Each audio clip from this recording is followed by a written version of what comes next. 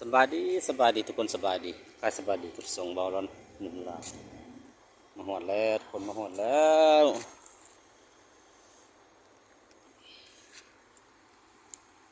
มาหอดแล้ว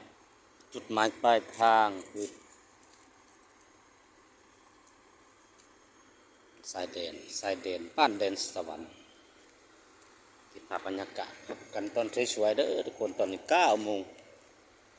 รถบรรทุกรอทาออกตามคิวตามรอบมึกเศร้าเนี่ยมาผักชีหมอกมาฮอดพี่มัน9 โมงเลยน้ำหมอกก็หายหมดแล้ว